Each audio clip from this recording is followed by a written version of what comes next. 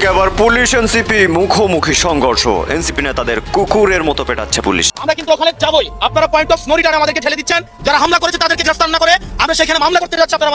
আপনারা আমাদেরকে বাধা দিচ্ছেন। আপনাদের লজ্জা হওয়া উচিত। এখানে আপনারা যদি পুলিশিং করতে চান, যদি বিএনপি করতে চান, পুলিশের পোশাক খুলে আপনারা বিএনপি করেন।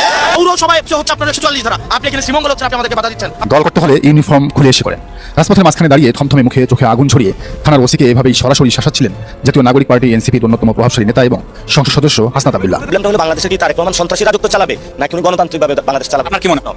আমরা যা দেখতে পাচ্ছি কোনো পরিবর্তন হয় না। আমি এখানে শান্তিপূর্ণভাবে দাঁড়িয়ে আছি। এখানে কয়েকটা পুলিশ এসে হলো আমার পাঞ্জাবি টানতেছে, পিছন দিয়ে আঘাত করতেছে। এটা তো পুলিশের খুবই দুশ্চরিত্র। হাসনাত সাদিস নাহিদ ইসলাম এনসিপির শীর্ষ নেতৃত্বের বিরাট বিজয়। পুরো বিএনপির পরিকল্পনা, গোয়েন্দা সংস্থার পরিকল্পনা, ডিসি এসপির পরিকল্পনা, পুরো পুলিশ প্রশাসনের দফায় দফায় ব্যারিকেড বাধা সবকিছু অতিক্রম করে ধীরে ধীরে মন দিলে মকসদে বসে যাচ্ছেন হাসনাত সাদিস। এনসিপি নেতাকর্মীরা বা জুলাই যোদ্ধারা আপনারা কি মনে করছেন ঘরে বসে থাকবে? কখনোই না। আর উত্তপ্ত হয়েছে রাজনীতির মাঠ। নতুন করে তারা আবারও মাঠে নেমে আসা শুরু করে দিয়েছে। একটা জিনিস মনে রাখবেন, আর আপনারা যে মাতবাড়ি করছেন, আপনারা এত বড়াই করছেন, ক্ষমতার দাপট দেখাচ্ছেন, আপনাদের পাশার নিচে চেয়ারও থাকতো না। ফ্যাসিবাদের কাজে যদি বিএনপি অবতীর্ণ হয়, বিএনপি ওকে শেখ হাসিনার মতো করুণ ভাগ্য, করুণ প্রতিপালন করতে হবে। সকলকে আগামী দিনে 24 ঘন্টা সময় দেওয়া হয়েছে। 24 ঘন্টার মধ্যে যদি চন্দ্রচিরার গ্রেপ্তার না করা হয়, আগামী দিনে লাগাতার কর্মসূচি নেওয়া হবে। আসসালামু আলাইকুম দর্শক, জানিয়ে দেবো এই মাত্র পর সর্বশেষ গুরুত্বপূর্ণ আপডেট খবর। দর্শক, এতক্ষণ শুনছিলেন সংবাদ শিরোনাম, এবার থাকছে বিস্তারিত। তার আগে ছোট্ট একটা রিকোয়েস্ট করতে চাই, যারা এই ধরনের নিউজ ল্যাব দেখতে ভালোবাসেন, দেরি না করে চ্যানেলটি সাবস্ক্রাইব করে বেল আইকনটা অন করে দেবেন। তাহলে দেশের সকল খবরগুলো আপনি সর্বপ্রথম দেখতে পারবেন। তাই দেরি না করে চলুন ভিডিওটি বিস্তারিত দেখতে থাকি। বাংলাদেশে নিযুক্ত মার্কিন রাষ্ট্রদূত ব্রেন্ট ক্রিস্টেনসেন যখন এনসিপির কর্পোরেট অফিসে গিয়ে নাহিদ ইসলামদের সঙ্গে বৈঠক করেন, তখনই বোঝা গিয়েছিল যে আসছে সময়টা এনসিপি। যেহেতু বিরোধী দল হিসাবে জামায়াত ফেল মেরেছে বলে মনে করানো হচ্ছে, সেহেতু এনসিপিকে এবার টাকা পয়সা, পরামর্শ, প্রচার, অস্ত্র, অর্থ যা কিছু প্রয়োজন, মূল কথা হচ্ছে রাজনৈতিক পৃষ্ঠপোষকতা দিয়ে যাতে তোলার চেষ্টা হবে। এমনকি এর জন্য যদি সারা দেশে ছাত্র দলকে দিয়ে এনসিপির নেতাদের 2-4টে চড় চাপড়ও খাওয়াতে হয়, সেটিও করা হতে পারে। হবিগঞ্জে সেই চড় চাপড়ের ঘটনার উদ্বোধনও হয়ে গেল। এরপর কি পিকচার আভি বাকি হ্যায় মেরি দোস্ত। চলুন বোঝার চেষ্টা করা যাক এনসিপি কে বাঁচিয়ে রাখতে নতুন এই হবিগঞ্জ মডেল কতটা কার্যকর হতে পারে। এনসিপির সবচেয়ে বড় সমস্যা হলো দলটি জন্মের পর থেকেই জনগণের রাজনৈতিক আস্থা অর্জন করতে পারেনি। অবৈধ ডক্টর ইউনূসের প্রত্যক্ষ আশীর্বাদ, রাষ্ট্রীয় পৃষ্ঠপোষকতা, ব্যবসায়ীদের অর্থ, চাঁদাবাজির অর্থ, প্রশাসনিক সুবিধা, সেনাবাহিনীর সহযোগিতা এবং দেশি বিদেশি শক্তির প্রচারণা এবং কুমন্ত্রণা, কোনোটিরই অভাব তাদের ছিল না কখনো। রাষ্ট্রীয় অতিথিশালা থেকে শুরু করে টেলিভিশনের পর্দা, বিদেশি দূতাবাস থেকে আন্তর্জাতিক সম্মেলন, সব দরজাই তাদের জন্য খোলা হয়েছিল।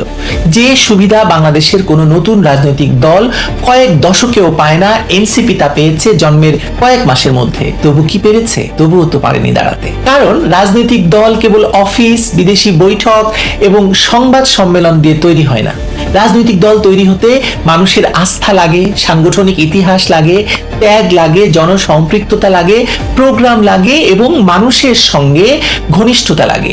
সন্ত্রাস দিয়ে তো সেটা হয় না। এনসিপির ক্ষেত্রে মানুষ দেখেছে যে 2024 সালে তারা অস্ত্র, অর্থ, বিদেশি সহযোগিতা, সহিংসতা, মব এবং রাষ্ট্রীয় প্রতিষ্ঠান আক্রান্ত করে একটি সরকার ফেলে দিয়েছে, ক্ষমতা দখল করেছে, মুক্তিযুদ্ধের স্মারক ধ্বংস করেছে এবং দেশব্যাপী মব সৃষ্টি করে একটি ত্রাসের রাজত্ব কায়েম করেছে, যে ঘটনাকে তারা বিপ্লব বলে প্রচার করেছে। দেশের বড় অংশের মানুষ সেটিকে এখনো সন্ত্রাস এবং রাষ্ট্র দখলের প্রকল্প হিসেবেই দেখে। ফলে এনসিপির নেতারা নিজেদের যতই নতুন রাজনীতির প্রতিনিধি বলুন না কেন, মানুষ তাদের চেনে জুলাই সন্ত্রাসী হিসেবেই। এ কারণেই তারা দেশের যেখানেই যাচ্ছে সম্মিলিত প্রতিরোধের মুখে পড়ছে। গোপালগঞ্জ দিয়ে শুরু হয়েছিল, আপনাদের মনে থাকার কথা। গোপালগঞ্জে গিয়ে তারা যে কাজ করেছিল, বঙ্গবন্ধুকে হেয় করা, আওয়ামী লীগকে তো তারা নিষিদ্ধ করার কথা বলেইছে এবং সেখানকার স্থানীয় রাজনীতিতে নাক গলানোর চেষ্টা করেছে। ফলে সেখানে প্রতিরোধ তৈরি হয়েছে, তাদেরকে সেনাবাহিনীর এপিসিতে করে পালাতে হয়েছে এবং তারপর সেখানে সেনাবাহিনী গিয়ে যে তাণ্ডব করেছে সেটা তো নজিরবিহীন। মানে গোপালগঞ্জ গণহত্যার কথা তো আমরা ভুলে যাইনি। তারপর থেকে এনসিপি যেখানে কমে গেছে। মানুষ তাদেরকে প্রতিহত করার চেষ্টা করেছে, কোথাও মানুষ প্রশ্ন তুলেছে, কোথাও বিক্ষোভ করেছে, কোথাও তাদের কর্মসূচিকে ব্যর্থ করে দিয়েছে। এটি শুধু বিএনপি বা ছাত্র দলের বিরোধিতা নয়। বিএনপি ছাত্র দল কেন এনসিপি কে বিরোধিতা করবে বলুন? তারা তো একই, তারা তো একসাথে আন্দোলন করে, একসাথে সন্ত্রাস করে আওয়ামী লীগকে তাড়িয়েছে, কেন তারা এটা করতে যাবে? মানে এটি এনসিপির বিরুদ্ধে জমে থাকা সাধারণ মানুষের ক্ষোভ। মানুষ মনে করে এই দল তাদের ভোটে তৈরি হয়নি, তৈরি হয়েছে ক্ষমতার বিশেষ এক বন্দোবস্তে, নতুন বন্দোবস্তে, ক্ষমতার টাকায়। এবং যেমন বিএনপি তৈরি হয়েছিল এক সময়, বিএনপি তৈরি হয়েছিল কিংস পার্টি হিসেবে। জিয়াউর রহমান বাংলাদেশের জৈনিক বামপন্থী রাজনীতিকদের টাকা দিয়ে কিনেছেন এবং ডিজিএফআই দিয়ে টাকা পয়সা ছড়িয়ে এই দলটিকে তৈরি করেছিল। একই প্রক্রিয়ায় এনসিপিও তৈরি হয়েছে। একই প্রক্রিয়ায় দুটি দল যদি তৈরি হয়, তাহলে এক দল আরেক দলের বন্ধুই হয় বেশি। তবে আমি মনে করছি যে এখানেও স্বার্থের দ্বন্দ্ব তো রয়েছে, কে কতটা বেশি পৃষ্ঠপোষকতা পাচ্ছে সেই দ্বন্দ্ব তো তৈরি হচ্ছে। কিংস পার্টি হিসেবেও এনসিপির ব্যর্থতা আসলে এখানেই। সাধারণত কিংস পার্টি রাষ্ট্রীয় ক্ষমতা ব্যবহার করে দ্রুত সংগঠন গড়ে তোলে, প্রভাবশালী নেতা টানে, স্থানীয় পর্যায়ে কমিটি বানায় এবং নির্বাচনমুখী শক্তি হয়ে ওঠে। এনসিপি তার কিছুই করতে পারেনি। হবিগঞ্জে হাসনাত, সাজিদ, নাসিরুদ্দিন পাটোয়ারি, নাহিদ ইসলামদের উপর যে ভয়াবহ ঘৃণ্য এবং ফেসিবাদী আচরণ বিএনপি সরকার এবং পুলিশের, বিএনপি সন্ত্রাসীদের, এই ঘটনায় এনসিপি নেতাদের পাশে দাঁড়ালো জামাত জোট। জামাত ইসলামী জোটগতভাবে আনুষ্ঠানিকভাবে বিবৃতি দিয়ে এই ঘটনার নিন্দা জানিয়েছে এবং তাদের পাশে দাঁড়িয়েছে। It's very good. এইসব জায়গায় ঐক্য জরুরি। ঐক্যবদ্ধভাবে জামাত এনসিপিকে এক হয়ে বিএনপি সন্ত্রাসীদের বিরুদ্ধে লড়তে হবে এবং পুলিশের যে ফেসিস্টে ওঠার চেষ্টা, এর বিরুদ্ধে ভূমিকা পালন করতে হবে। অ্যাট দি সেম টাইম আমরা এটাও বলতে চাই যে এনসিপি এখানে অসাধারণ পারফরমেন্স করেছে। নাহিদ ইসলাম নিজে ছুটে গিয়েছেন এবং একটা বিহিত করেছেন, শেষ পর্যন্ত 4 দফা ব্যারিকেড অতিক্রম করে মামলা করে তারপরে মৌলভীবাজার যাবেন সম্ভবত, এবং পুলিশ প্রশাসন, বিএনপি সবাই পিছু হটেছে। এনসিপির বিজয় এবং রাজনীতিতে এনসিপি নেতারা প্রশংসিত হচ্ছেন, হাসনাত, সাজিদরা প্রশংসিত হচ্ছেন, নাসিরুদ্দিন পাটোয়ারিদের যে গার্ডস, একটা নতুন ইতিহাস, তরুণ প্রজন্ম উদ্বেলিত হচ্ছে, অনুপ্রাণিত হচ্ছে যে না, এটা তো আসলে আলাদা কিছু। কিন্তু আমি এই ঘটনার সাথে এটা আলোচনা করতে চাই যে যশোরে জামাত এমপির বাসভবনে হামলা করেছে বিএনপি সন্ত্রাসীরা, জেলা বিএনপির সেক্রেটারির নির্দেশনায়, এবং মহিলাদের মারধর করেছে। ইতিহাসে এরকম ঘৃণ্য ঘটনা আপনি খুঁজে পাবেন না, যে একজন রানিং এমপির বাসভবনে এভাবে মব করে, কার পার্কিং জোনে গান পাউডার ছিটিয়ে দেয় এবং মহিলাদের মারধর করে আসে, তাও মানসিক ভারসাম্যহীন মহিলাদের। এরকম নৃশংসতা আপনি দ্বিতীয়বার দেখাতে পারবেন কিনা সন্দেহ আছে। এই কারণে জামাত কি করেছে, বাসভবন থেকে অনেক দূরে, সেই জামাত এমপির বাসভবন থেকে অনেক দূরে জেলা জামাত একটা বিক্ষোভ মিছিল করেছে অল্প কিছু লোক নিয়ে। কিন্তু সেন্ট্রালি জামাত তো কিছুই করতে পারেনি। গোলাম পরোয়ার একটা বিবৃতি দিয়েছেন, ঘটনা ওখানেই শেষ, কাউকে ধরার নাম গন্ধ নেই এখন পর্যন্ত। আমি যখন কথা বলছি ওই ঘটনার প্রায় 30-35 ঘন্টা পর, কিন্তু কাউকে গ্রেপ্তারে কোনো নামগন্ধ নাই। ওরকম কোনো কার্যকর মামলা হয়েছে বলেও আমাদের কাছে তথ্য নেই, এবং মিডিয়া থেকে ওটা ব্ল্যাক আউট। সোশ্যাল মিডিয়াও এটা বেশিক্ষণ আলোচনায় জামাত রাখতে পারেনি।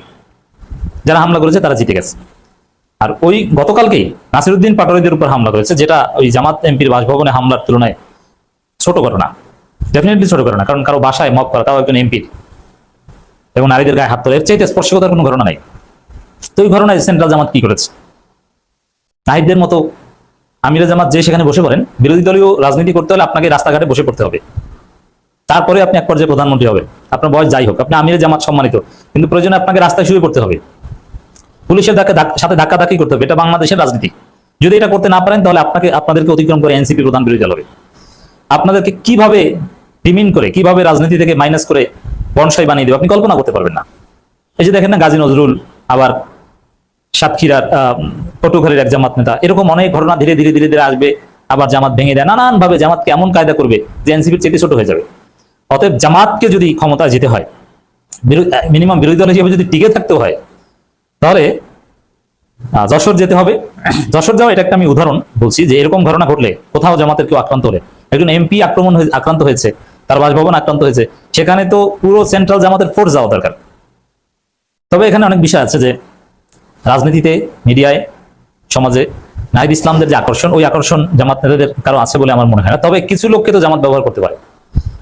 যেমন ওই যশোর অঞ্চলের যিনি অঞ্চল পরিচালক, তিনি যদি একটা ফোর্স নিয়ে জামাত এমপির বাসভবনে যান এবং ওই এলাকায় মামলা নিতে হবে, নইলে এখান থেকে আমরা নড়ছি না, পুলিশ বাধা দিলেও দেখে ছাড়বে, কার বিরুদ্ধে মামলা নিতে হবে? জেলা বিএনপির সেক্রেটারির বিরুদ্ধে, কারণ তার নির্দেশনা হয়েছে।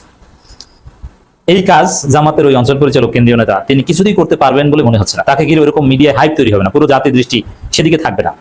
এটা কে করতে পারেন তাহলে? যদি এখানে ডক্টর শফিকুল ইসলাম মাসুদ এবং সাদিক কায়েম যান, তাহলে দেখবেন যে আজকে হবিগঞ্জে যেরকম পুরো বাংলাদেশের দৃষ্টি ছিল হবিগঞ্জের দিকে, সবাই বিএনপিকে গালাগালি করেছে, বিএনপি চাপ ফিল করে, এবং বিএনপির সেই বালু ট্রাকে গ্লানি সামনে এসেছে, অটোমেটিক্যালি ভাইরাল হয়ে গেছে। লজ্জিত হয়ে বিএনপি এক পর্যায়ে পিছু হটেছে। তো যশোরে জামাত এরকম একটা কাজ করেন, দেখেন শফিকুল ইসলাম মাসুদ এবং সাদিক কায়েমদের নিয়ে যশোরে জামাত এমপির বাসায় যান, তারপরে মামলা করে মামলা নিতে পুলিশকে বাধ্য করেন এবং আলটিমেটাম দিয়ে আসেন যে কয়েক ঘন্টার মধ্যে গ্রেপ্তার করতে হবে। এরকম রাজনীতি করেন, যদি করতে না পারেন তাহলে আমি নিশ্চিত আপনি কল্পনা করতে পারেন না জামাতের মতো এত বড় একটা দল।